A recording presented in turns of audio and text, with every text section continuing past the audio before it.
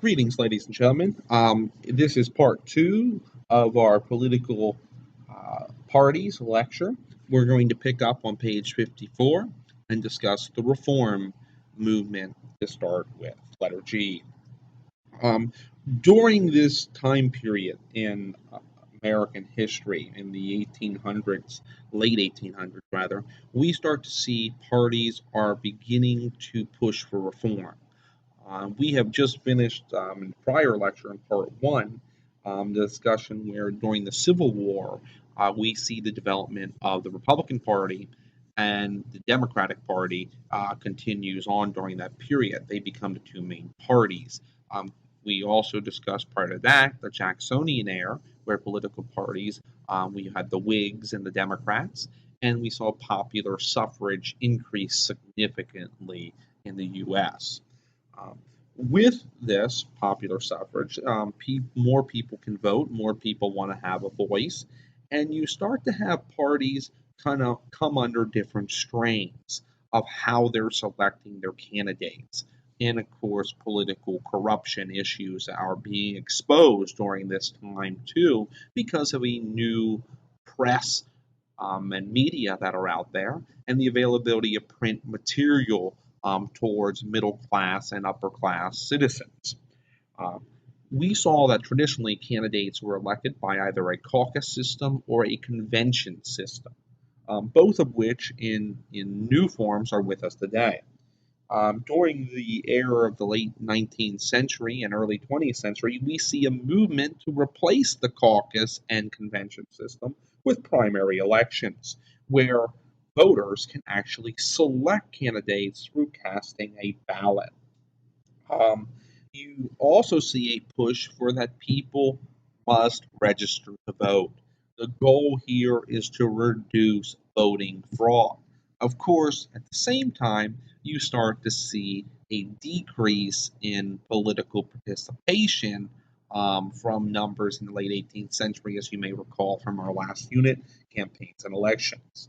You also see that there's civil service reform, that the idea of political bosses giving jobs to people for their votes is becoming unpopular with many of the progressives during this time. And so there was a movement with the Pendleton Act, and later we'll discuss the Hatch Act with civil service reform, that you have reform minded candidates who are pushing um, to end control of the political system by the bosses. Two of more prominent uh, state leaders were Governor Johnson of California and then Governor Robert La Follette of Wisconsin. La Follette becomes very um, ingrained in the progressive movement and even makes a run at the presidency as a progressive candidate.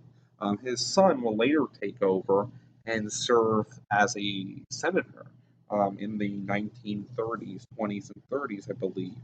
Uh, Governor Johnson and La Follette both were big pushes for the referendum and initiative, um, which are ways that the voter can participate directly in passing legislation rather than the legislature in the states doing that. Very few states have the referendum and initiative, Pennsylvania being one that does not have either.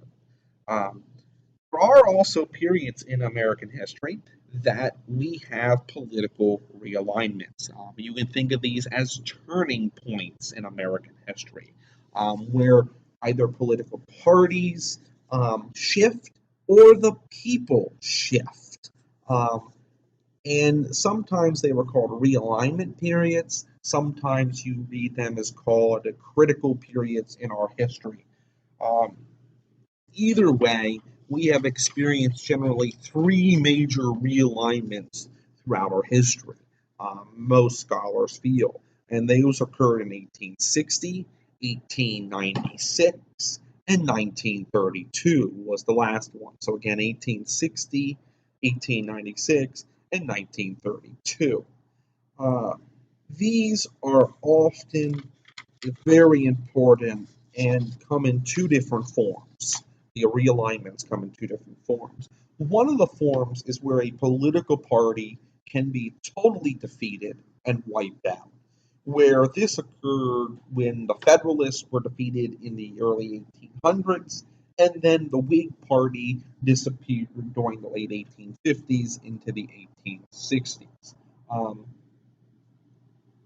there's the other type of realignment that can occur where the party doesn't disappear, but rather the voters shift. The voters' loyalty shifts, party stays. And this has happened several times with the Republican and Democratic Party in more modern history. We kind of discussed already the 1860 shift where the Whigs disappeared and the Republican Party was formed. Um, and really, the Republican Party stood for opposition of slavery at that point, the party of Lincoln. In the 1890s, the 1896 shift occurs mainly because I think you argue economic reasons.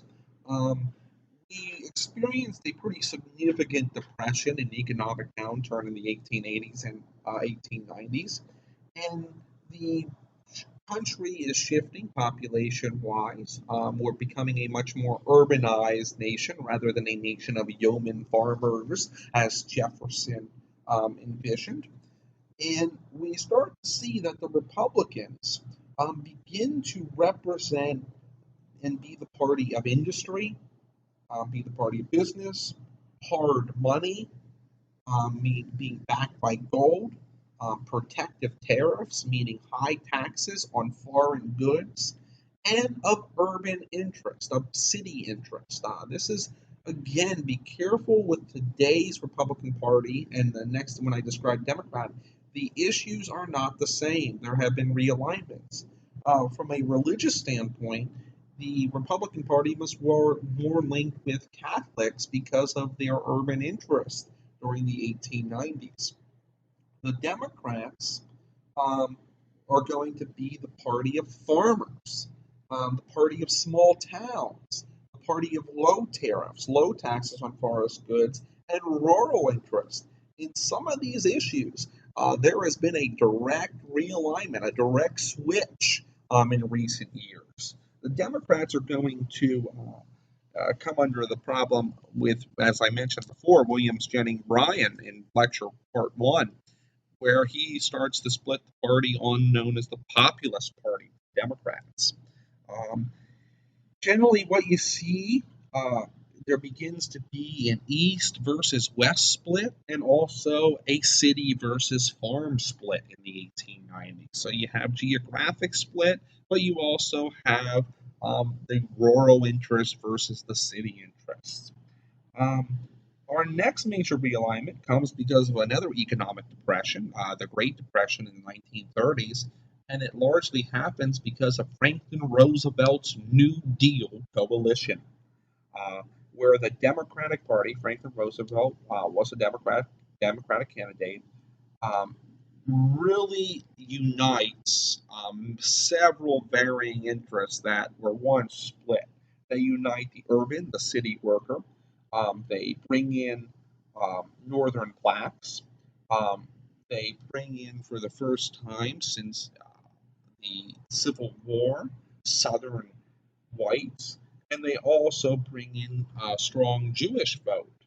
So Franklin Roosevelt's New Deal coalition unites several different groups.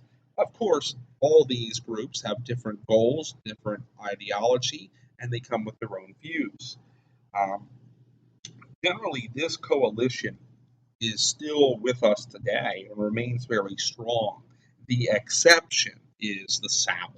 In 1972, and to and through modern elections. We would assume that 2016 will reveal the same, that the South has gone from solid Democrat. It was known as the Solid South because it was always solidly Democrat from 32 on to solid Republican. If you go onto the website 270 to win, you can see this transition. The only exception, really, to the rule is if there is a candidate like Al Gore who is running from the South. He sometimes picks up some Southern votes. And also, if you look at 1968, George Wallace, who was a Southerner, took up as a third party and won several electoral votes in the South. But again, if you look from 72 to modern times, you'll see the South is solidly Republican. So those have been our three major party realignments, turning points, or critical realignments during the time period. As we've seen in more modern times, some scholars argue we have seen realignments take place, but in general, most feel that there has not been a realignment. Just because one party dominates the political landscape for a period of time doesn't mean there has been a realignment. Party identification has declined, as I mentioned earlier, since the 1950s, and people identifying themselves as Republican or Democrat has continued to drop. Today, we have what is known as ticket splitting or split ticket voting. And that means you vote for several different candidates on the goal of several different parties. And it's most common, ticket splitting is most common in the South.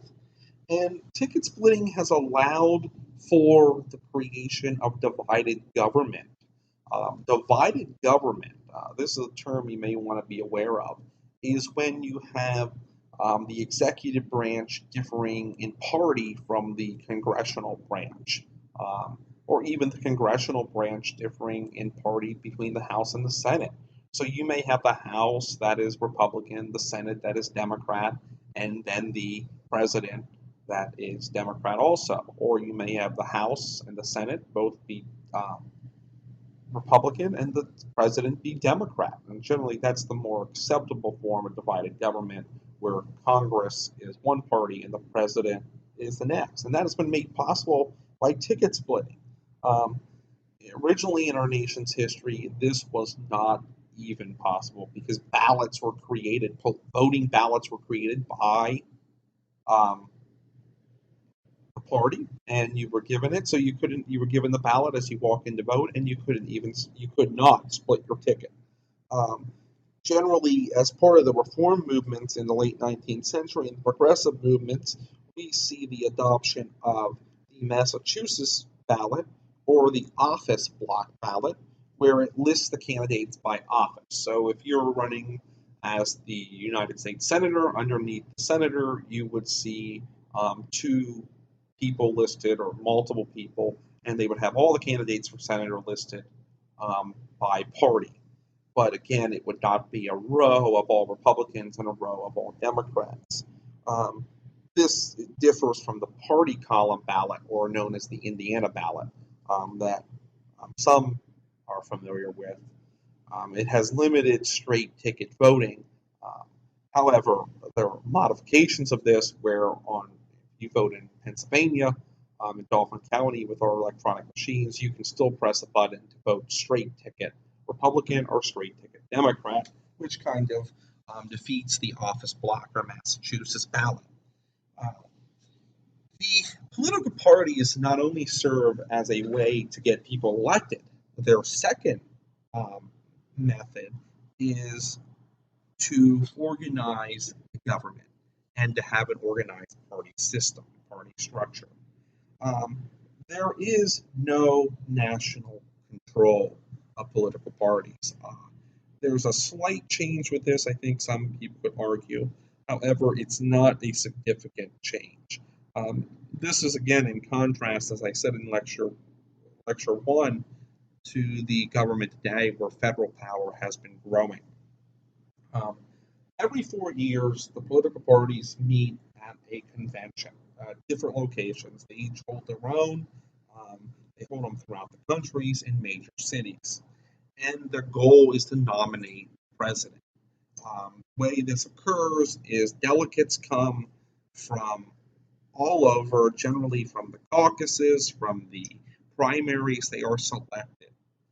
There are delegates that are known as super delegates, which I have in my notes a little later, which are party leaders and influential party members and elected officials who can pretty much vote any way they want, regardless of what the primaries say.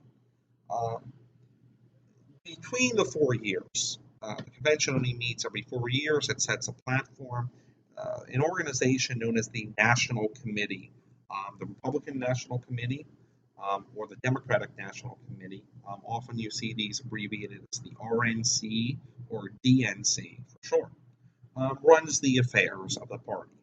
Uh, you also have different areas in these party apparatuses, the committees, where you have a campaign fund for congressional candidates.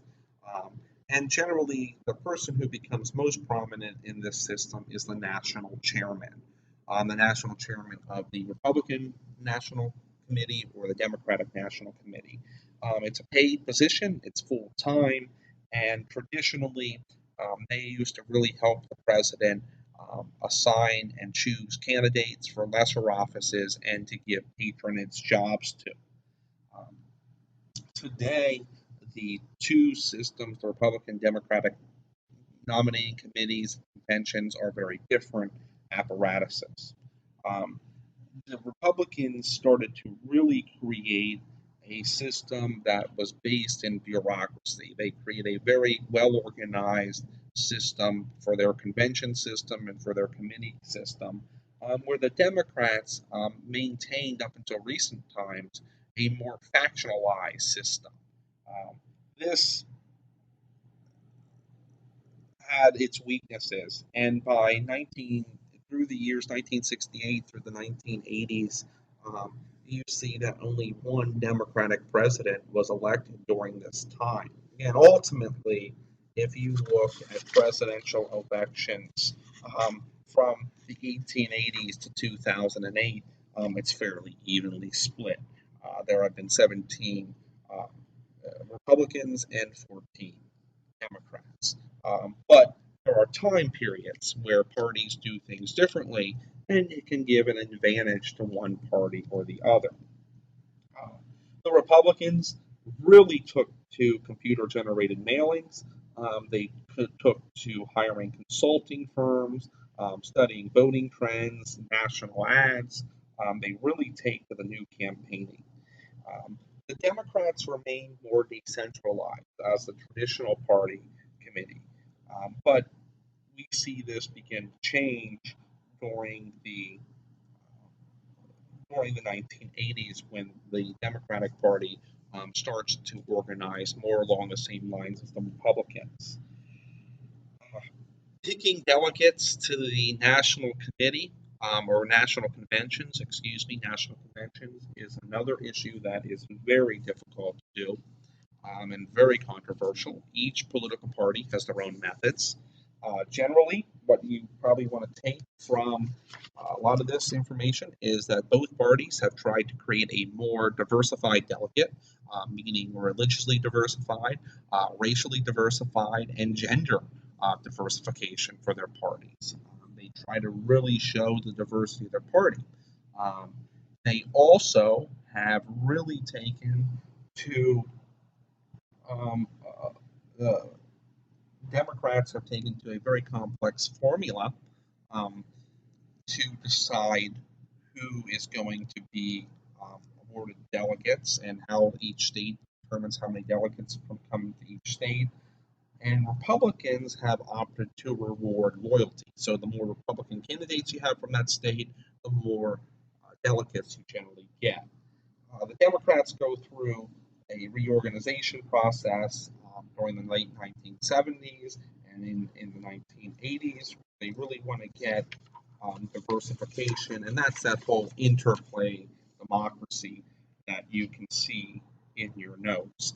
Generally, what you want to take from this is superdelegates. There's the idea of superdelegates are created, and they are the party elite. They generally make up 14% of the seats, and they're very powerful because they're not necessarily they're not linked to any one candidate by votes from the state, so they can do anything they want.